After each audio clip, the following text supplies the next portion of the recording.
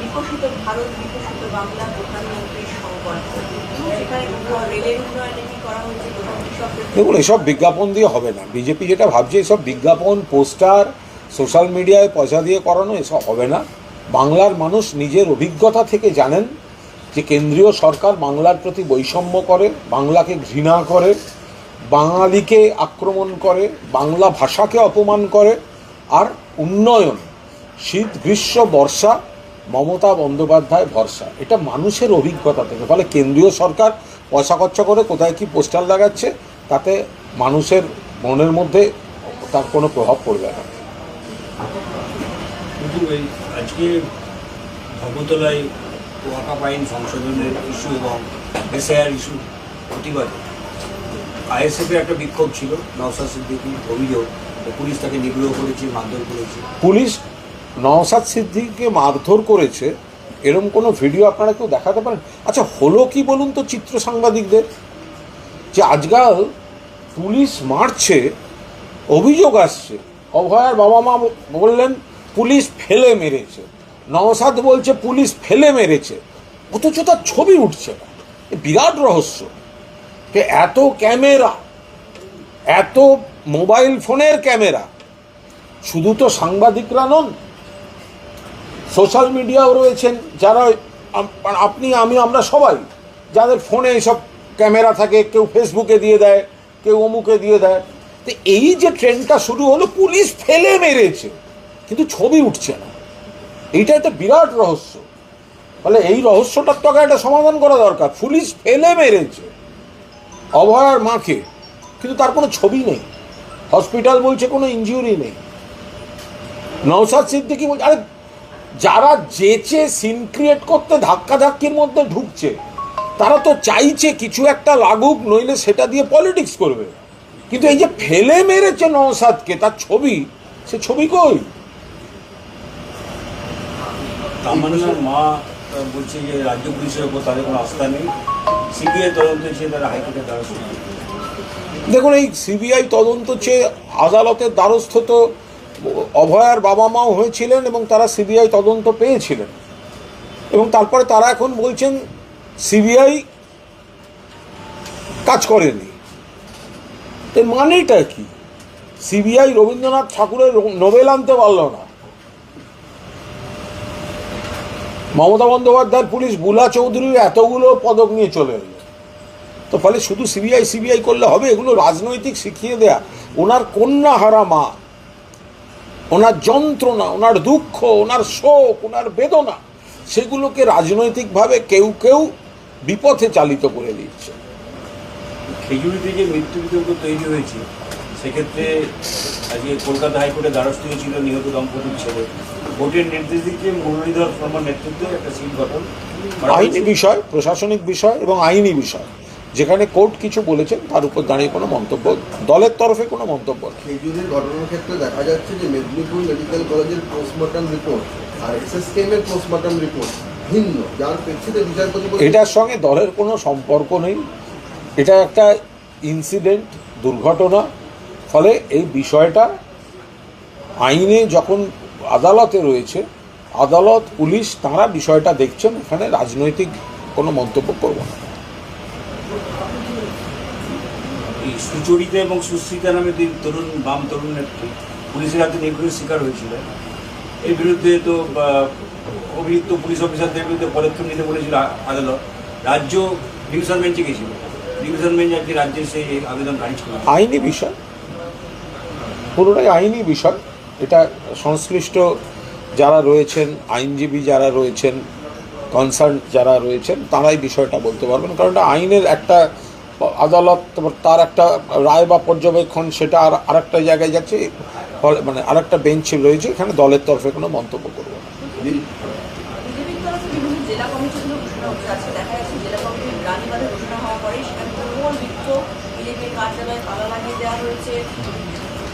আরে বিজেপিতে তো গোটা ব্যাপারটাই হচ্ছে একটা গোষ্ঠী ঝামেলা।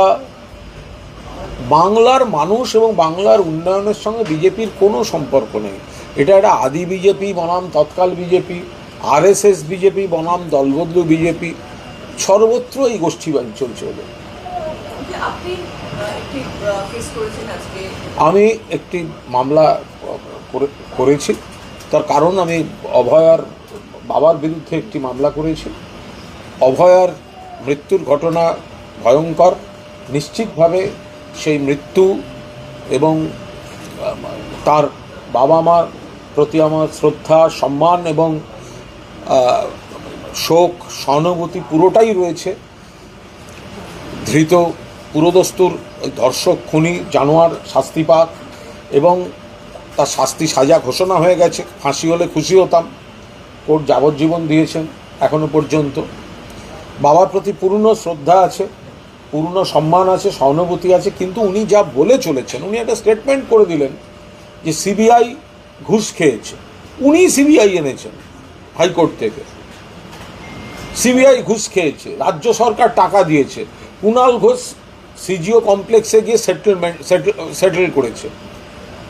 এখন ওনার বুকে মেয়ের জন্য যন্ত্রণা আছে, কিন্তু ওনার মুখে যা আসবে আর ওনাকে রাজনৈতিক দলগুলো যা শেখাবে উনি সেগুলো বলবেন। লোক, এটা তো হতে পারে না। যা মুখে আসবে, যা ইচ্ছা হবে বলে দেবেন, বা যা শেখাবে ওনার কাঁধে বন্দুক রেখে চালাচ্ছে অন্য লোক।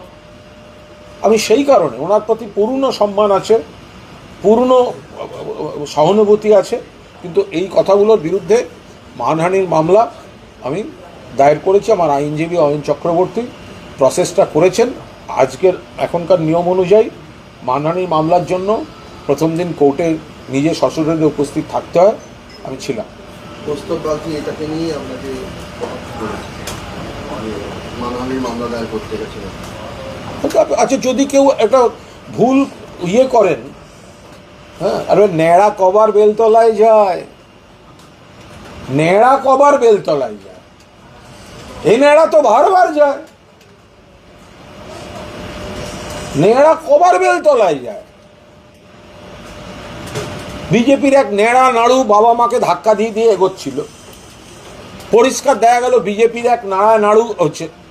এখন কে জানে ওর বাবাকে যে কথাটার জন্য মামলা ফেস করতে হচ্ছে সেটাও আবার ন্যাড়া নাড়ু শেখানো কিনা, সেই জন্য আগবাড়ি এসব বলতে এসছে।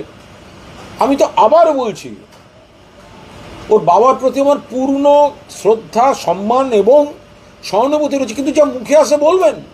সিবিআই ঘুষ খাচ্ছে, রাজ্য সরকার টাকা পাঠাচ্ছে, আর কুণাল ঘোষ সে সিজিওয়ে গিয়ে সেটেল করছে। আমি আমার অংশটুকুতে দাঁড়িয়ে আমি মানহানির মামলা করেছি, ওনারা প্রচারের আলোয় রয়েছেন।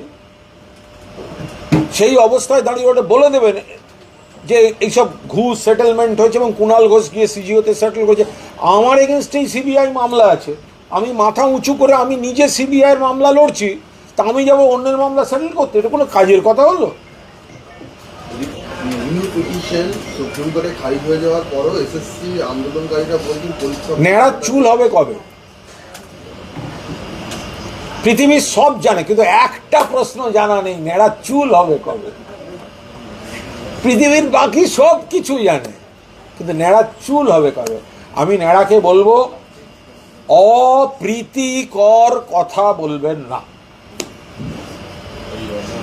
আচ্ছা, অমৃত কয়েকদিন তিনি আজকে একটা অভিযোগ করছেন যে বারাণসী কলকাতা এক্সপ্রেসওয়ে সেটার কাজ অন্য রাজ্যগুলো যেখানে এক্সপ্রেসওয়েটা যাবে সেখানে ভালো হয়, পশ্চিমবঙ্গে কোনো কাজ হয় না। আমি গতকাল ঘটনাচক্রে বনগাঁ গেছিলাম, পেট্রাপোল সীমান্তে। তো পেট্রাপোল সীমান্তে একটি মনসা মন্দির রয়েছে, সেখানে গেলাম। তো বিএসএফের অনেকে ছিলেন, তারা এলেন, অত্যন্ত ভালো কথাবার্তা। তো সেখানে আমাদের পুরসভার চেয়ারম্যান গোপাল শেঠ প্রশ্ন করছিলেন যে এখানে যেই অস্থায়ী ফেন্সিংয়ের রয়েছে, অস্থায়ী ফেন্সিং, তো এটা পাকাপাকি ফেন্সিং কবে হবে? তো তখন বিএসএফের যিনি ছিলেন তিনি বললেন কাজ শুরু হয়েছে, পরপর পরপর পরপর হতে হতে আসছে। তখন গোপাল শেঠ জিজ্ঞাসা করলেন, এটায় কি কোনো আইনি জমির সমস্যা আছে? তখন বিএসএফের যিনি ছিলেন তিনি বললেন, এখানে কোনো জমির সমস্যা নেই, একটা দিকে কাজ শুরু হয়েছে, ওইটা শুরু হতে হতে এদিকে আসছে। তো ফলে একটা জিনিস অনেকটা ক্ষেত্রেই বোঝা যাচ্ছে যে বিএসএফের জওয়ানরা তারা আপ্রাণ চেষ্টা করছেন বিভিন্ন জায়গায়, কিন্তু কেন্দ্রীয় সরকার যদি ঠিক কাজ না করে, মদত না দেয়, পরিকাঠামো তৈরি করে না দেয় তো তারাই বা কী করবে? তো অমিত মালব্য ওখানে রাস্তা হচ্ছে, এখানে না রাস্তা হচ্ছে, তা চলুন না একটু বিএসএফের আমরা বর্ডারগুলো দেখি। বিএসএফ বলছে জমি সমস্যা নেই, কিন্তু বিএসএফের ওপর থেকে যদি টাকা এবং কাজের অ্যালটমেন্ট না আসে তা ফেন্সিংটা করবে কি করে? তা তেমনি এই রাস্তাগুলো দেখতে হবে। যে রাস্তার কথা বলছেন, যে যেখানে বিজেপি শাসিত রাজ্য সেখানে ঠেলে টাকা দিয়েছেন বা অন্যান্য পরিকাঠামো অনুমতি যা যা করার দিয়েছেন, আর বাকি জায়গায় তখন আপনাদের হাত কাঁপে, পরে আপনারা দোষারোপের রাজনীতি করেন। আর অমিত মালব্য বাংলা ভাষাকে বাংলাদেশি ভাষা বলেছিলেন। এই অদ্ভুত প্রাণীটার অন্য কোনো প্রশ্নের জবাব দেওয়ার আগে, মানে প্রশ্ন উনি করার আগে ওর তো আগে ক্ষমা চাওয়া উচিত। ওই প্রশ্ন হয়নি, সেটা হচ্ছে ওই রিভিউ পিটিশনে সুপ্রিম কোর্ট খারিজ করে দিয়েছে। এরপরেও এসএসসি যারা আন্দোলনকারী তারা বলছেন পরীক্ষা পিছনের দাবিতে তারা অনড়। এটা আদৌ সম্ভব? আমি এসএসসি এই গোটা বিষয়টা নিয়ে এই কোনো মন্তব্য করব না। এটা প্রশাসনিক বিষয়, কোর্টে হয়েছে, রাজ্য সরকার, সংশ্লিষ্ট বিভাগ, এসএসসি তারা দেখছেন। অনেক খুঁটিনাটি বিষয় দেখার রয়েছে। মানবিকভাবেই এই জটটা খোলার চেষ্টা হয়েছে, কিন্তু তারপর যেহেতু হাইকোর্ট এই সুপ্রিম কোর্টের রায় রয়েছে এই বিষয়ে, আমি এখান থেকে রাজনৈতিক মঞ্চ থেকে এই মুহূর্তে কোনো বক্তব্য রাখবো না। এসআইআর এর প্রেক্ষিতে বিএলএদের যে নাম নির্বাচন কমিশন চেয়েছিল সেটা নিয়ে তৃণমূল কলকাতা হাইকোর্টে মামলা করেছে, কিন্তু আবার অন্যদিকে 9,500 বিএলএর তালিকাও জমা পড়েছে। একদিকে মামলা করা হচ্ছে, সেটা বিরোধিতা করে একদম প্রশাসনিক বিষয়। বিজেপির তরফে নতুন রণনীতি, এই রণনীতি হচ্ছে যে প্রত্যেকটা বিধানসভায় মহিলা প্রস্তাব, তারা বিভিন্ন জায়গায় মহিলাদের নিযুক্ত করা হবে, তারা বিভিন্ন বাড়ি বাড়ি গিয়ে প্রচার করবে, হ্যাঁ, যে এই রাজ্যে মহিলারা কতটা নিরাপদ। বিজেপি যে মহিলাদের তাদের হয়ে নামাবে না, যদি একটু টিফিন খরচা টর্চা দিয়ে দেন ভালোই হয়। তারাও গিয়ে ভোটটা দেওয়ার সময় তাদের লক্ষ্মীর ভাণ্ডারের কথা মনে পড়বে, কন্যাশ্রীর কথা মনে পড়বে, স্বাস্থ্যসাথীর কথা মনে পড়বে। তারা বাড়ি বাড়ি গিয়ে, বিজেপি যদি মহিলা টিমকেও পাঠায় তারাও বাড়ি বাড়ি গিয়ে কাঁধে যে পতাকাই থাকুক বলে আসবেন ভোটটা মমতা বন্দ্যোপাধ্যায়কেই দেবেন। এসআইআর বিতর্কের আবহে নির্বাচন কমিশন তারা একটা বিজ্ঞপ্তি জারি করেছে। তাতে তারা বলছে যে সুষ্ঠু অবাধ নির্বাচন করতে তারা 28টা পদক্ষেপ গ্রহণ করছে। এটা আমাদের দলের নেতৃত্ব, শীর্ষ নেতৃত্ব খতিয়ে দেখছেন। পুরো পয়েন্টগুলো দেখে তারা যথাসময়ে পার্টি এ বিষয় বলবে। 600 ভোটার হাইরাইজ বিল্ডিংগুলোতে 600 ভোটার থাকলেই একটা বুথ।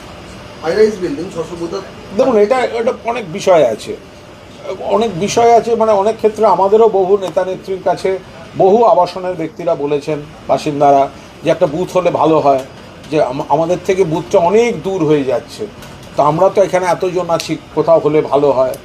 তো ফলে এই বিষয়টা নিয়ে আমরা কোনো রাজনৈতিক মন্তব্য এই মুহূর্তে করতে যাব না। উল্টো ডাঙার একটা আবাসনে আপনি গিয়েছেন, আমি কিন্তু বলছি তো আমাদেরও অনেকেই বলেছেন, আমরাও তো সেটার পক্ষে ছিলাম। আমরাও তো আবার অনেককে বলেছি যে এই আবাসনটা এখানে এত লোক থাকেন আর বুথটা হচ্ছে কত দূর, এনাদের এখানেই একটা বুথ হয়ে যায়।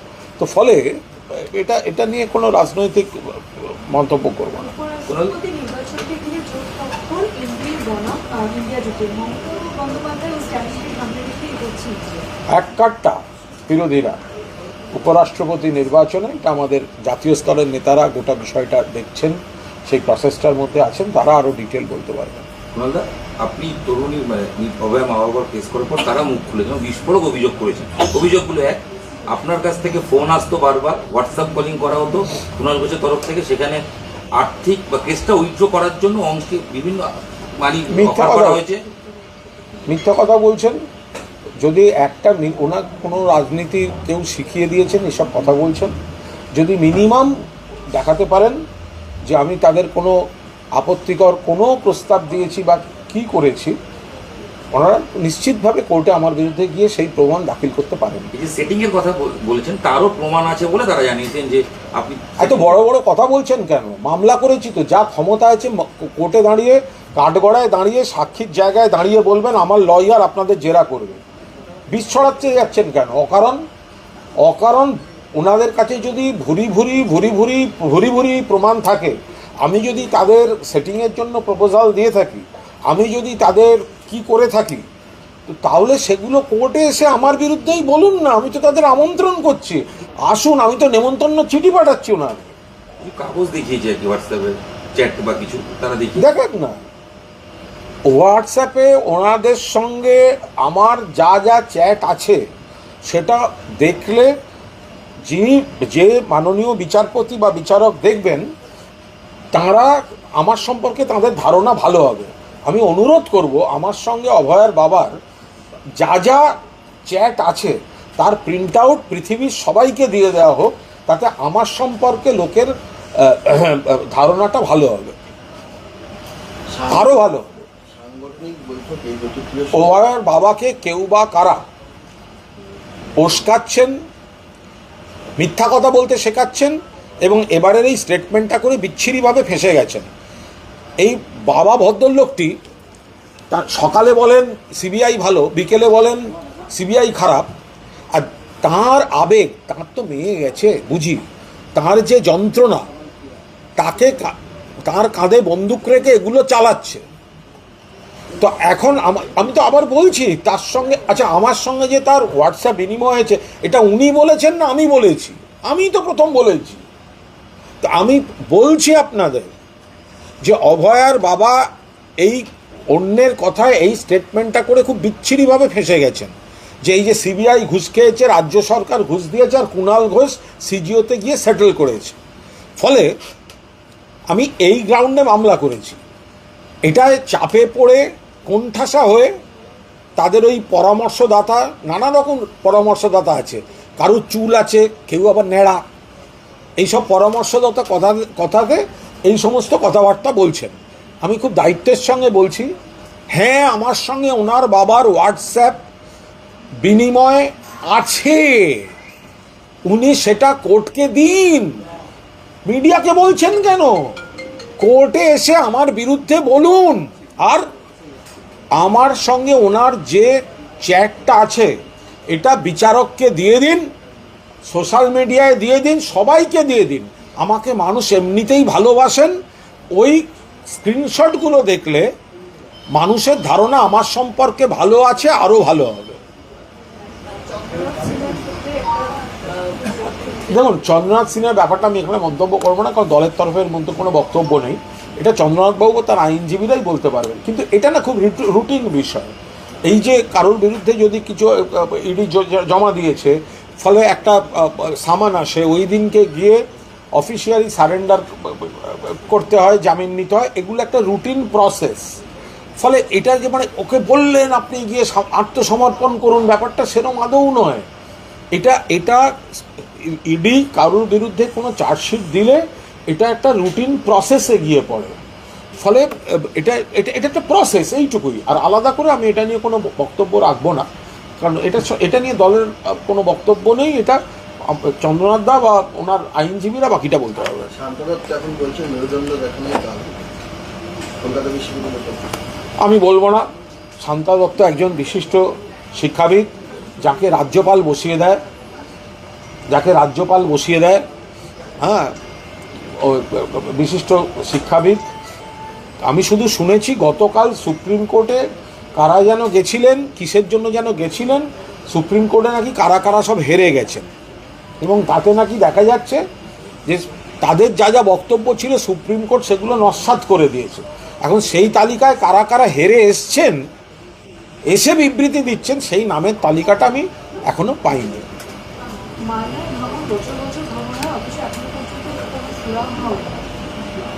দেখুন, মালদায় ভাঙন মানে ওই জায়গাটায় বারবার রাজ্য সরকারও চেষ্টা করে, কিন্তু এগুলো এত বড় ব্যাপার, কেন্দ্রীয় সরকারেরও যা যা করণীয় সেগুলো তো কেন্দ্রীয় সরকার করে না। ফলে ভাঙন একটা প্রাকৃতিক সমস্যা হয়ে থাকে। কারণ নদী থাকলে তারা একটা ভাঙনের, এটা একটা প্রাকৃতিক নিয়মে ভাঙন হয়। এখন সেই জায়গাটা থেকে লোকালয়গুলো বাঁচানো, এতে ধারাবাহিক কাজ করে চলেছে রাজ্য সরকার, কিন্তু এটা অনেক বড় ব্যাপার এবং কেন্দ্রীয় সরকারেরও করণীয় আছে, ওরা সেগুলো করে না। কিন্তু রাজ্য সরকার প্রশাসন যা যা করার খতিয়ে দেখছে, করছে।